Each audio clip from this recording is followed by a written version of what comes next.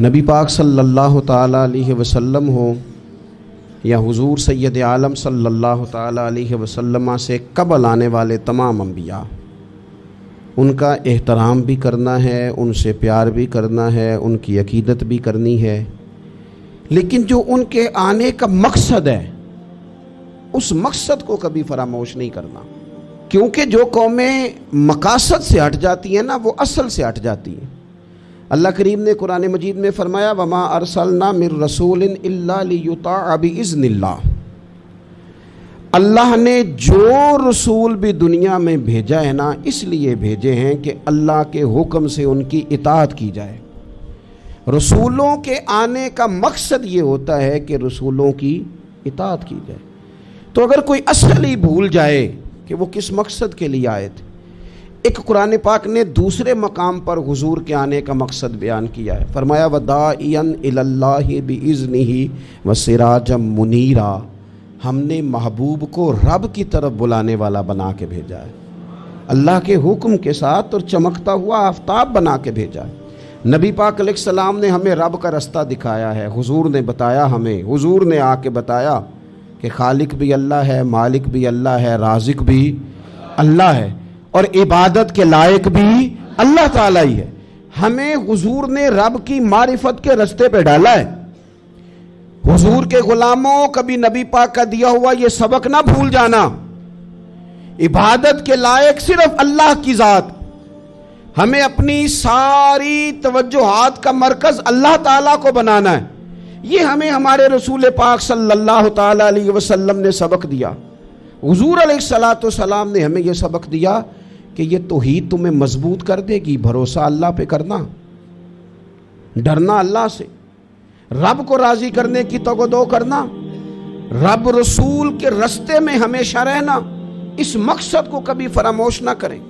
اور ایک تیسرے مقام پر قرآن مجید نے حضور کے آنے کے مقاصد بیان کیے، فرمایا کما ارسلنا فیکم رسولا منکم، جیسا کہ ہم نے تمہیں میں سے تمہیں ایک رسول عطا کیا ہے، یتلو علیکم آیاتنا، وہ تم پر ہماری آیتیں تلاوت کریں گے، ویزکیکم، اور تمہیں پاک فرما دیں گے۔ نبی پاک ہمیں پاک کرنے آئے، ہمارا تزکیہ کرنے آئے۔ حضور کے آنے کا مقصد یہ ہے کہ مومن کے دل میں، مسلمان کے دل میں بغض نہ ہو، حسد نہ ہو، عداوت نہ ہو، تکبر نہ ہو، خود پسندی نہ ہو، ہرس نہ ہو، ہوس نہ ہو، لالچ نہ ہو، کسی کے بارے میں اس کے ذہن میں برے خیالات، وَيُزَكِّيكُمْ، یہ پاک رسول تمہیں پاک کرنے آئے۔ اور پھر ارشاد فرمایا وَيُعَلِّمُكُمُ الْكِتَابَ وَالْحِكْمَةَ، یہ تمہیں کتاب اور حکمت سکھانے آئے ہیں، یہ قرآن محبوب تمہارے لیے لے کے آئے ہیں، یہ میرے رسول نے تمہیں سکھایا ہے۔ حضور نے ہر جگہ قرآن سکھایا، ہر جگہ، مکے میں برستے ہوئے پتھروں کے بیچ بھی قرآن سکھایا، اور بدر میں چلتی ہوئی تلواروں کے بیچ بھی قرآن سکھایا، اور احد کے اندر جب آپ کے مقدس دانتوں سے لہو مبارک نکل رہا تھا تب بھی قرآن ہی سکھایا، تبوک میں بھی قرآن ہی پڑھتے رہے، اور فتح مکہ پر بھی میرے رسول کریم قرآن پاک کی تلاوت ہی کرتے رہے۔ حضور نے قرآن سکھایا، امت کبھی قرآن کو چھوڑ نہ جائے، یہ مقصد ہے، یہ حضور کے ساتھ آنے والا نور ہے۔ وَأَنزَلْنَا إِلَيْكُمْ نُورًا مُبِينًا، کبھی قرآن کو بھول نہ جانا، لیکن میری کتاب نہیں، وَيُعَلِّمُكُمُ الْكِتَابَ وَالْحِكْمَةَ، تمہیں کتاب بھی سکھائیں گے اور دانائی بھی سکھائیں گے۔ زندگی جذباتی اور جوشیلے لوگوں کی طرح نہ گزار دینا،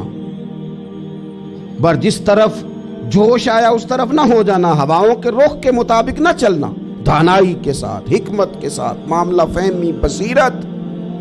کائنات کی ساری حکمتیں اگر پھوٹتی ہیں تو وہ دروازہ رسول سے خیرات لے کے پھوٹتی ہیں۔ جو فلسفیوں سے کھل نہ سکا اور نکتہ وروں سے حل نہ ہوا، وہ راز ایک طیبہ والے نے بتلا دیا چند اشاروں میں۔ نبی پاک علیہ السلام نے حکمت سکھائی، حضور سے دانائی سیکھے، حکمت سیکھے۔ وَيُعَلِّمُكُم مَّا لَمْ تَكُونُوا تَعْلَمُونَ، اور میرے محبوب تمہیں اس چیز کا علم دیتے ہیں جس کا علم تمہارے پاس نہیں تھا۔ حضور تو علم کی خیرات بانٹتے ہیں، نبی پاک علیہ السلام تو اپنی قوم کو علم دیتے ہیں، شعور دیتے ہیں۔ اور حضور نے کیا فرمایا؟ فرمایا یہ علم میری وراثت ہے۔ فرمایا جس کے ساتھ رب بھلائی کرنے کا ارادہ کرے اسے دین کی سمجھ عطا فرماتا ہے۔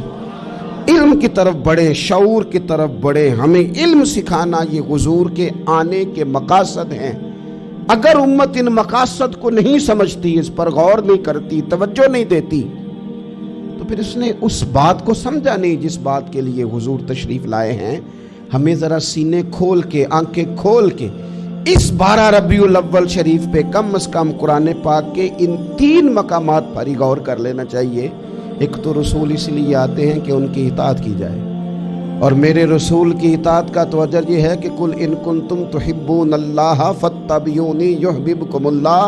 فرمایا اگر تم نبی کی پیروی کرو گے تو اللہ کے محبوب بن جاؤ گے، اللہ تم سے پیار کرے گا۔ تو ایک تو رسول آتے ہیں اس لیے کہ ان کی پیروی کی جائے، اور ایک حضور نے ہمیں دعوت دی ہے اللہ کی جانب، اور ایک حضور ہمیں تزکیہ دیتے ہیں، پاک کرتے ہیں، کتاب سکھاتے ہیں، حکمت سکھاتے ہیں، علم سکھاتے ہیں۔ اس لیے یہ مقاصد جو حضور کے آنے کے ہیں ان کو ضرور سمجھ لیں، ضرور سمجھ لیں، اس پر ضرور غور کر لیں، لے کے پہلو